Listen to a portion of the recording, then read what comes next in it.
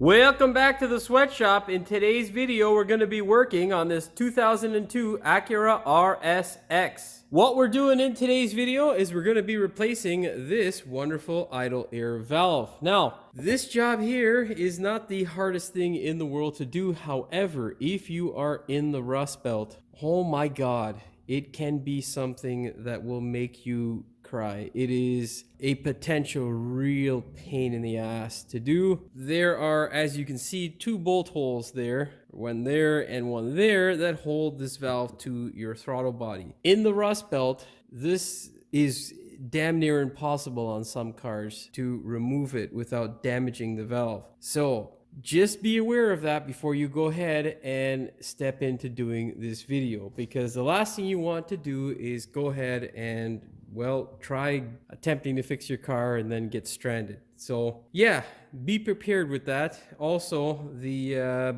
gasket can be a bit of a pain in the ass to get sometimes, depending on where you are in the well, which dealerships might not have it in stock. If you're in the city, however, you should be okay. Most dealerships, usually one or two at least, will have it kicking around. Nonetheless, if you buy an aftermarket part like I did, most of them do come with a gasket. We have replaced the gasket, so I most likely am going to be using the one that's already in there, because it is the original Honda one. However, we'll see when the time comes. Full disclosure, I've been working on this car for a while now. We did a bunch of other stuff like brakes and clutch and just a whole bunch of crap that I had to go through. Unfortunately, I wasn't able to film it. However, I figured I'd film this for you and show you exactly the headaches that I had to go through. I think about maybe 3 or 4 weeks ago, I had this thing apart and I could not separate the idle air valve from our wonderful throttle body. I think the code is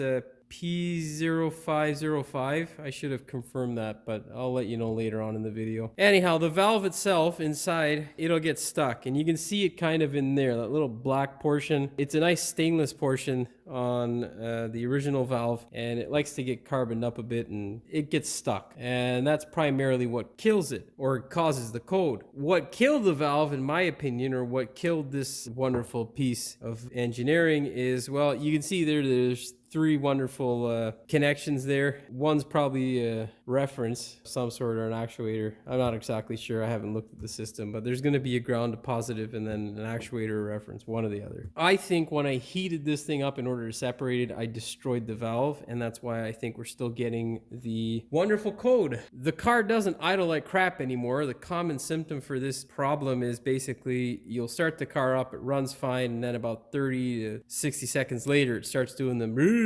broom, broom up and down with the idle, which will drive you goddamn nuts. Of course, this is I think this is pretty much the only thing that causes that sort of issue. However, who knows? But we diagnosed it as the idle air valve and tried to fix the goddamn thing. That didn't work out in our favor, I think, because we heated it up too much, but well, time will tell. Nonetheless, you don't really need much of specialty tools that I can remember. Flex socket or 12mm flex socket is what you're going to need. Like I say, getting the valve off of the throttle body is the absolute hardest part. For us, it's going to be quite easy because I literally did this like 3-4 weeks ago. So it should be a relatively easy swap. Something to cut or not cut, but keep the coolant lines from spilling all over the place. So like some needle nose vice grips or a hose clamp. And well, 2 of them, and yeah, that's about it that I can remember off the top of my head. Definitely an impact driver and a nice number 2, or I think it was a number 2 Phillips head, but I've replaced them with a number 3 Allen wrench bolt, so yeah, which I had to modify. But yeah, anyhow, I think I'm rambling on way too much. I've got a headache today, so yeah, let's get into it. Yeah, before we get started with today's video, do me a big favor. Hit that subscribe button as well as the notification bell so you never miss one of my new videos. She's a scorcher today. It's 29 degrees here in the shop. 29.5 actually. Yeah, wonderful. In this wonderful section here is our throttle body. And of course, it's wonderfully placed. Our idle air valve is. It is on the other side of our throttle body, on the underside. What we're gonna do is remove this plastic piece here and that ducting. All you need is a 10mm. Pretty simple. Pull that guy up and out. And up here, just wanna get your wonderful hose clamp loosened up. Pull the harness out of the way, whichever's easy. Flex socket makes things easy.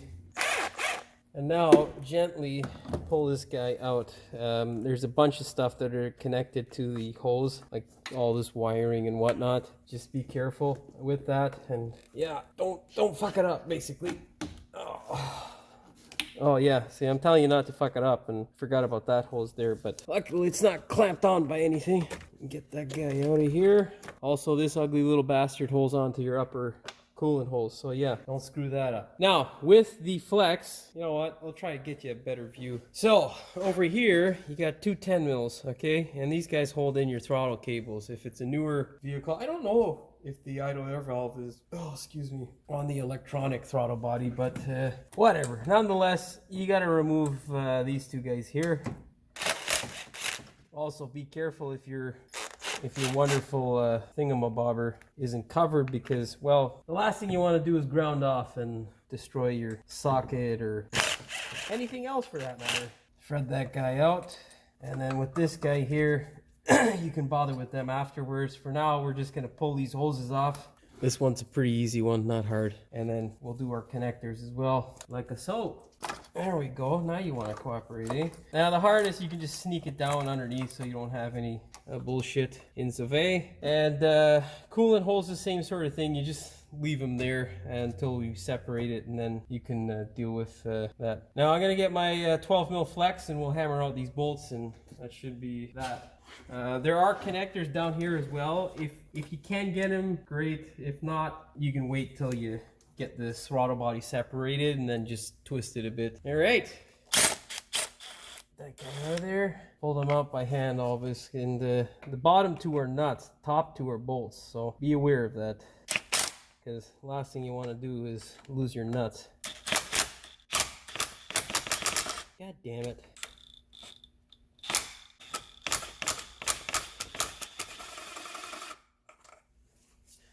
Pull that guy out. That's what I'm talking about. That actually came out with the stud, which, whatever. We're on autofocus there, so this guy might be a little bit of a shit shot, but we're following through with it now, guy. Just the way it is. Come on, get on there. I know I got it. Just let's get a 12 mil. One of the world's best tools right here, guys. Someday when I open up my affiliate account, I will post a link to one of these. This here is the Canadian version. It's the Mastercraft, which is fairly good. However, I think Stanley makes the ratchet. Well, China makes the ratchet. It's just Stanley puts their name on it, or Taiwan, one or the other. Now keep your hand on the underside, just so that doesn't happen. Anyhow, if it does fucking drop like it just did for me, pray to God it hits the floor like it did for me as well. Because, yeah, you don't, like I said, you don't want to lose your nuts. Okay, now just pull this guy out of here. Get those fucking cables out first. I should be able to just pull that guy out, I think. I hope.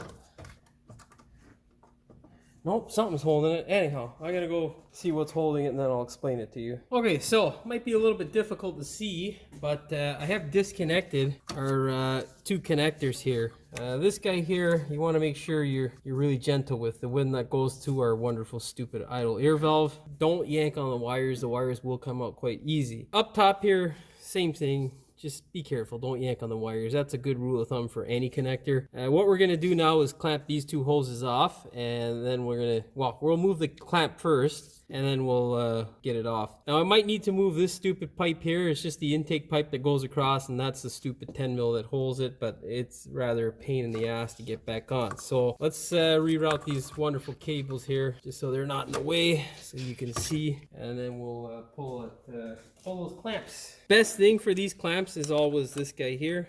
Yeah, we're gonna have a pain in the ass. Let's see if we get a really small pliers. I think this is probably the smallest set I got, so let's see how that goes. Come on, baby. You gotta help it off sometimes because, well, you know, working on cars can be a real pain in the ball sack sometimes. I don't know if I moved these back or what I did last time. Anyhow, let's clamp them. Unfortunately, it's gonna be really hard for me to show you guys because, well, like always, camera's in the way. So you get the point though. It's those two guys there. You want to yank the clamps off, pull the hoses off. Before you pull the hoses off, clamp them with a clamp tool, which is, where is it? Like this guy there, because, well, you don't want fluid everywhere because it sucks. All right, I'll be back. Okay, so we pull that stupid cable out. We pull that stupid thing out there, the ducting for the airbox, in order to get the space to get these little clamps off. So I suggest you do the same. If you can do it without it, great. I'll put this stupid little shit back there and we're good to go.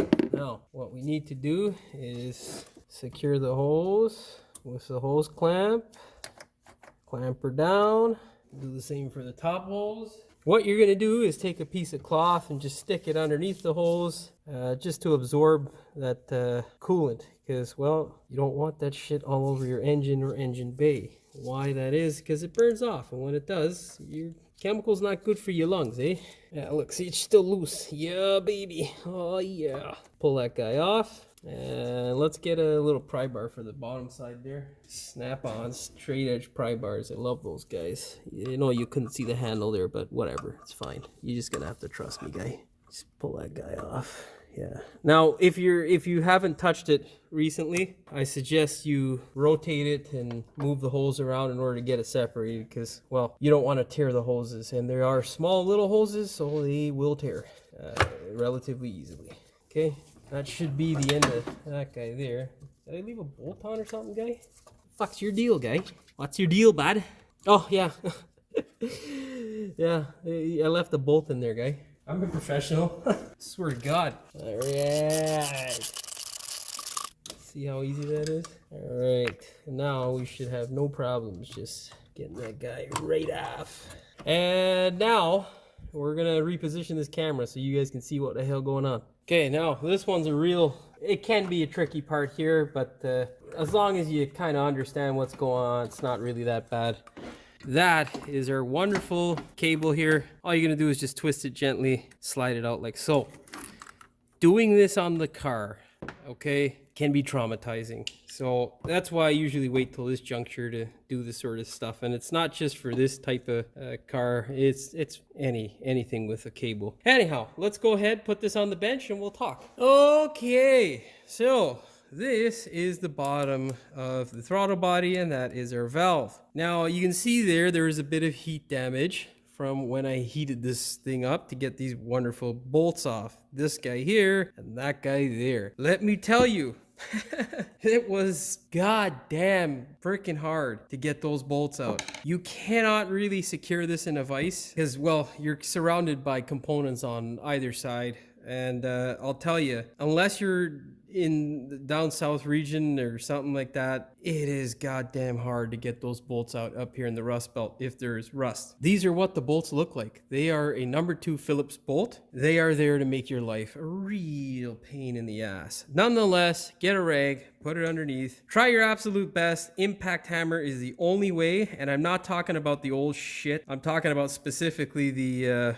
what do you call that? Oh fuck, I must have tightened these with a ratchet. What I'm talking about specifically, I'll show you so you don't get confused. That there is what I'm talking about. If you don't have one of these good tools, oh my god, your life as a mechanic is gonna suck.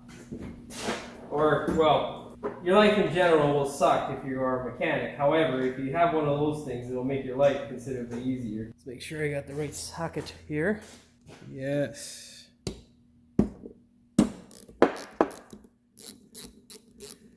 Yeah, that will not happen if you're in the rust belt with a number 2 Phillips. Like I say, you'll cry.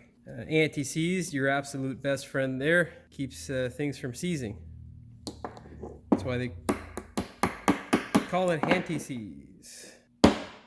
Hey, guy, listen, guy. Don't be a fucking dick, alright? Fucking genius. I think they make their own size of tool and call it a number 3, but that one was not a number 3. Alright.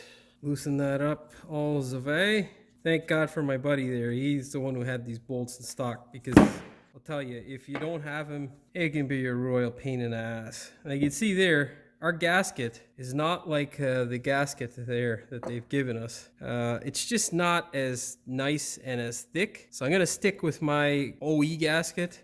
You can see there, I put a little bit of silicone on it, and I'm going to do the same thing again. What I'm going to do is wipe that baby off, make sure it's nice and clean, and then we'll swap it out. The OE gasket is not expensive. It's actually pretty cheap, so I would always get the OE gasket for things like this, especially on a Honda. Not to say that you can't use this, however, it's just fuck that noise, man. I don't want the headache of, you know, well, you know, it was working. No thanks. No thanks. Now, once you clean it off, you're gonna go ahead, give it a little dab. You want the thicker silicone around where your wonderful coolant's gonna go, which is, well, that port there. And then you can go ahead, put your new valve on. What you're gonna do is simply put your screws in. Oh, come on, don't be a dick. There we go. Thread them up by hand. You always want to catch them by hand. Okay.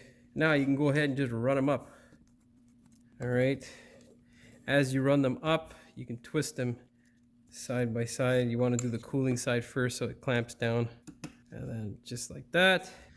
I don't know what the torque spec is for these guys here. Just don't torque them like a gorilla. Essentially, the criteria is don't fucking break it and you'll be fine. Okay, that's that. If the anti-seize is a bit less, you can go ahead and reapply. And that's that. Now, we have this part ready to go back in. I'm going to give it a minute to let that silicone set up because it is 1 minute silicone. I will explain to you a bit about what the issue is with this guy here. Now, basically what happens is there is the valve inside here and you can see there it's nice and free right now. But what causes that up and down idle that is basically this guy gets stuck and then it can't modulate how much air needs to be bypassed through the throttle body. I should point at it in camera, but through the throttle body it can't modulate, the computer can't, and that's why it goes up and down. Essentially, I think, because what we usually do and what my neighbor constantly does is he takes these out and just cleans them. Carb Clean will do it, and a constant amount of scraping with a wire brush, just a small little wire brush or anything to keep the carbon or get the carbon out of there will take care of this problem. I think what killed this valve here is the heat. I don't know what really killed it or whatnot, but the heat here, like if you put heat to anything, it'll kill whatever. So, you know,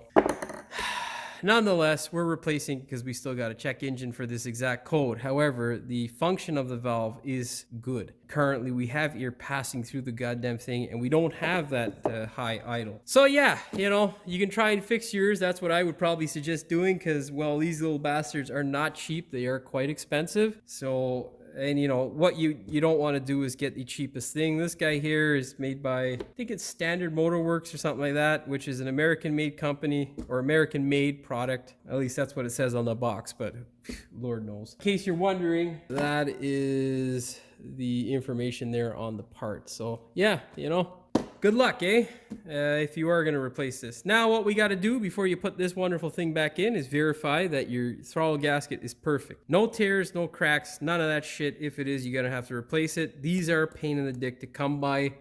You have to order them from the dealership. I don't know if there's a throttle kit from like Felpro or one of those guys. However, yeah, like I say, I'm not trying to find out the hard way. Just be extra gentle. We've never had to replace one yet. I'm not going to fucking start anytime soon. So yeah, just make sure you get the right goddamn atmosphere, which means you're nice and calm before you tackle the job and you won't fuck anything up and then you'll be fine. If you're not calm, yeah, you're gonna ruin shit. That goes without saying for anything. Okay, let's go ahead and put this thing back into the car. There'll be a lot of cutting and pasting because, well, I don't want this shit taking forever. Nonetheless, go ahead, grab this wonderful thing here and make sure you line it up properly. You can't really fuck it up because they are two different sizes. So yeah, and if you do manage to somehow, well, maybe stop working on cars or at least take a break. Slide that guy in. We'll slide this baby back in.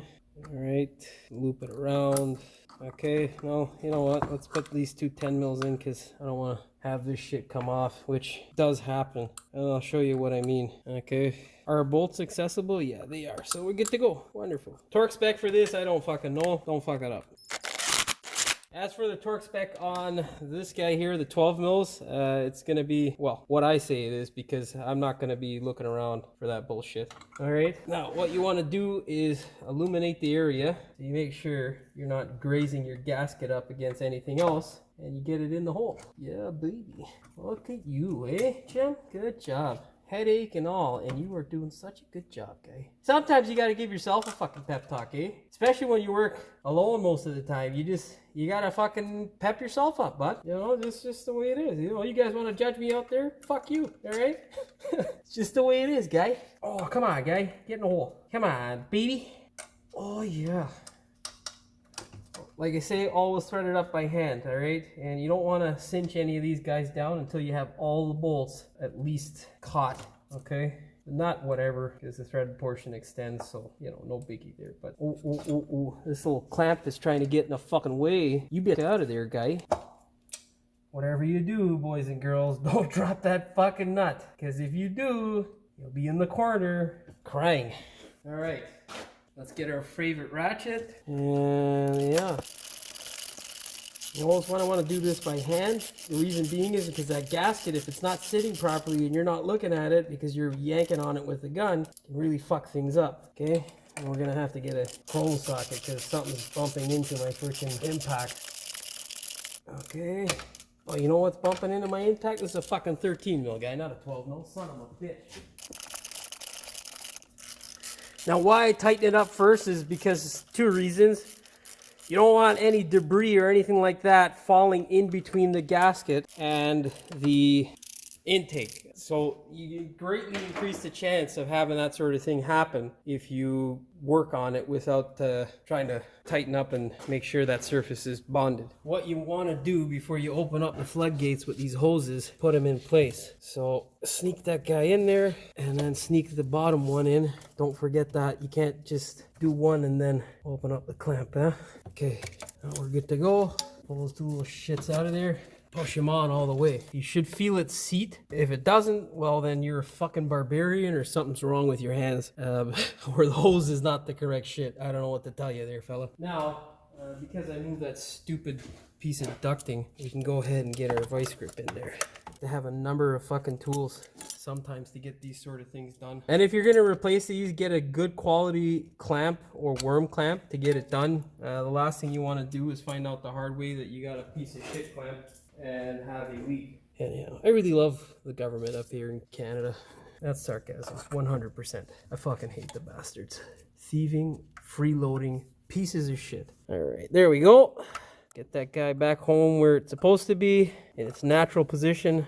Yeah, there we go. You can feel it kind of sink in when that happens. Okay, now let's reposition the camera and clip some shit together. You're gonna get those two wonderful plugs in at the bottom there, because, well, first things first, I don't know if you can see it there, but you want to make sure those pins are in there, and the rubber gasket, make sure you get it on properly. That side there should be towards the battery, so you can get the clip to clip.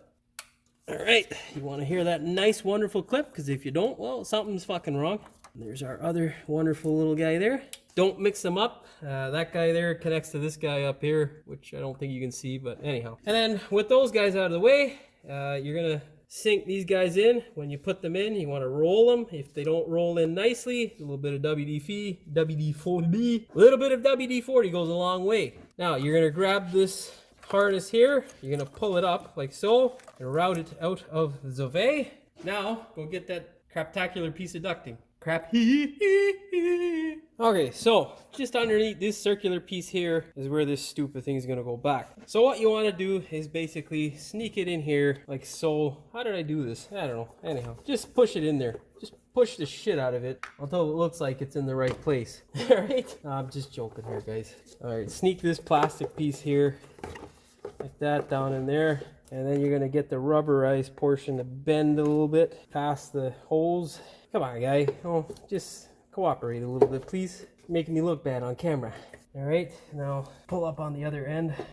Get that guy to cooperate. Ah! Man, I don't know what's going on. I think I got a sinus infection, and that mother hurts. It hurts pretty good, man. Like, the only time I've ever felt this once before was when I was on the plane. Fucking sucks, dude. Anyhow, oh, that doesn't sound great. There we go. Get that guy to twist some more. There we go. Before you fire in this bolt, what you want to do is basically get this guy to sit. I'm trying to do this without hindering the camera's view, but whatever. Get that guy to pop over and push. And there we go. You'll hear it settle down and sort of clip over the thing, which is nice, but yeah. 10 mil that baby. Okay, that definitely did not fucking go in there, guy. There we go. Now, don't forget to record when you actually torque the stupid throttle body. That's very important as well if you actually are recording. Set your torque wrench to 18 foot-pounds or 25 newton meters. Okay. What I usually do is torque it in an X pattern. So basically you do the top one here, then you do the bottom one, then you do the top one, but I've already torqued it. And how you check it is in a circular motion. Okay. So make sure you do that at home. If you don't, well, good luck. All right, let's go ahead. We'll move our wiring out of the way again, like so. And then sneak this guy back in to place. Be gentle. All right. Oh, yeah. All right, that much better this time around. Sneak that guy in there. There we go. Get your 10 mil and just cinch this guy down. Remember, it is a hose clamp, nothing crazy tight. Make sure this guy's clamped in there nicely. Make sure all that stuff is run in the right place, which is in that little tube section here. Zip tie goes above. Clip that guy in. Leave this guy disconnected for now. We're gonna run this guy here like so, around here like so, and then clip that guy in like that. And now what you want to do before you connect this guy here is just slide this guy in. This little rubber holes here. I just find it a little bit easier. I guess because my hands are a bit bigger. I don't know. But the last time I did it with this guy was just a bit, I don't know. It's a bit awkward for me. Anyhow, that's it. We're pretty much done. All we got to do now is, well, you got to start the thing up a bit. Semi-bleed it, let the coolant run through there and let that air pocket work its way out, and then you'll get an accurate gauge as to whether your wonderful idle's good or not. Well, let's start it up together and find out what it sounds like with brand new idle air.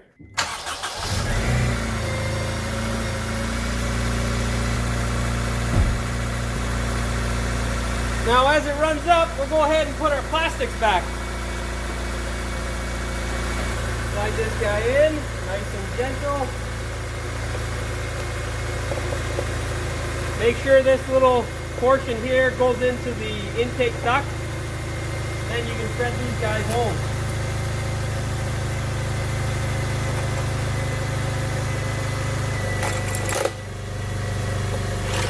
I'm not sure what the torque spec is. I think it's like 7 foot-pounds or, yeah, I think it's 7 foot-pounds or 9 newton meters, something like that. Nonetheless, I'm gonna let this thing run up off camera and see how she goes. So, looks like all good news. I don't have any leaks. I don't have any idle that can't control itself. Looks like it's all good. It's still a current code, but I haven't cleared it yet because I have an evap code that I have to take care of and I'm still waiting on the parts. So that'll probably be another video that I show you guys. Nonetheless, as you can see, not a hard job. Definitely something you can do in the driveway to save yourself some money. And I mean, provided it comes apart. If it doesn't come apart, you're gonna see a mechanic because, oh my god, dude. Yeah, it was a royal pain in the ass. Anyhow, for the code, it was a P0505. So, you know, if you get that code, most times it's the air idle valve that is stuck and usually needs to be cleaned up. Doesn't necessarily need to be replaced, however, if you end up in a situation like I have where I think I burnt through it or damaged it due to heat, you're gonna have to replace it. Hopefully you found the video entertaining as well as informative. If you did, please like, share, and subscribe. Don't forget to hit the notification bell so you never miss one of my new videos. And as always, thanks for watching. We will see you in the next one.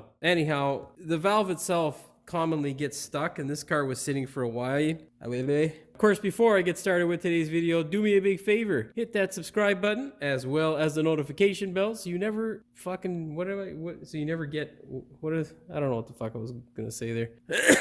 She's a scorcher today. It's fucking 29 degrees here in the shop. 29.5 actually. Okay, you know what? Fuck that guy. We'll leave him alone for now. Oh, come on, guy. Where's the fucking cloth? Dude, just need to soak this shit up. Motherfucker. Guy, seriously, guy? In a shop full of garbage, we don't have a goddamn cloth. Wonder fucking Fowley. Oh, there we go. There we go. Yee, stupid idle. I don't know if there's a throttle. That took way too long to say just tighten the fucking thing up. Oh, shit. Where did I put that fucking little shit pliers, guy? Oh, there it is. Remember, like our government, it's always somebody else's fucking fault, right? At least that's what they keep telling us. I'm just joking. Those cocksuckers will never take responsibility for anything, you fucking pieces of shit. One of them's even named Freeloader. Oh, I mean Freeland. Fucking twat. Shouldn't say that about her. She likes sicking the RCMP on you anytime you say something, because, you know, nothing says fucking democracy like weaponizing your fucking police force to take care of citizens who have an opinion. Crap people. What the fuck's holding it, guy? Anyhow, let's get that fucking little hose out of there. Anyhow, hopefully the clamp isn't as hard for you as it is for me. I'm gonna go deal with that and then I'll be back. Fuck, there it is. Okay. That being said, hopefully you found the video.